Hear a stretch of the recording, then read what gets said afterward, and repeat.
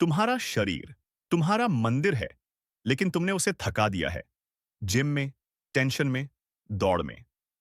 ओशो कहते हैं, तुम्हारी सारी बीमारियां इसलिए हैं क्योंकि तुम अपने स्वभाव के खिलाफ जी रहे हो। आज मैं तुम्हें वो रहस्य बताने वाला हूं जिसे सुनकर तुम समझोगे, फिटनेस जिम में नहीं, तुम्हारी आत्मा में है। तैयार हो? गहरी सांस लो और चलो शुरुआत करें। तुम सोचते हो 6 पैक मतलब फिटनेस, फिर क्यों डिप्रेशन सबसे ज्यादा जिम जाने वालों को है? सच्ची फिटनेस का मतलब है तुम अपने शरीर में घर जैसा महसूस करो। मन, शरीर, प्राण का अलाइनमेंट ही असली हेल्थ है।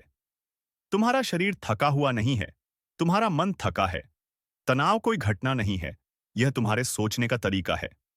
ओशो कहते हैं, तनाव कोई घटना नहीं है, यह तुम्हारे सोचने का तरीका है। चलो अभी एक छोटा प्रयोग करते हैं। 3 बार गहरी सांस लो, नाक से अंदर, मुंह से बाहर। हर सांस छोड़ते हुए महसूस करो तुम्हारे डर, तुम्हारी चिंता बाहर जा रही है। अभी जो हल्कापन महसूस हो रहा है, यही तुम्हारी असली दवा है। तुम खाना नहीं खाते, खाना तुम्हें खा रहा है क्योंकि तुम बेखबर हो। ओशो कहते हैं, खाना ध्यान है। जो ध्यान से खाता है, उसे किसी डॉक्टर की जरूरत नहीं पड़ती। आज एक काम करो, रात का खाना बिना फोन, बिना टीवी के खाओ। हर निवाले को धीरे धीरे चबाओ, महसूस करो उसका स्वाद। ये सिंपल आदत तुम्हारे डाइजेशन को दवा बना देगी। शरीर को हर रोज हिलाना जरूरी है, नहीं तो ये कब्र बन जाएगा। अपनी बॉडी को हिलाओ, जैसे भी हिलाना चाहो।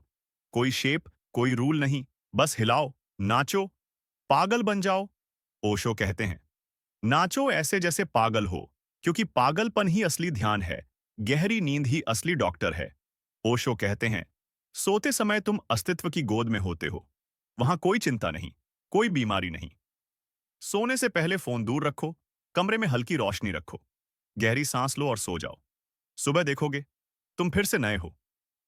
आखिरी बार कब खुलकर हंसे थे? शायद याद भी नहीं। ओशो कहते हैं, हंसी प्रार्थना है। जब तुम हंसते हो, ईश्वर तुम्हारे पास आता है।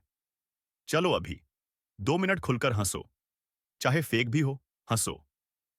आज से तुम जिम नहीं, अपने जीवन को मंदिर बनाओगे। तनाव खत्म करोगे, प्यार से खाओगे, पागलपन से नाचोगे, गहरी नींद में खो जाओगे और हंसते हुए उठोगे। ओशो कहते हैं, जो सहज है वही सत्य है। सहज रहो और जीवन अपने आप एक उत्सव बन जाएगा। अब फैसला तुम्हारा है, दौड़ते रहोगे या अपने मंदिर को जागृत करोगे।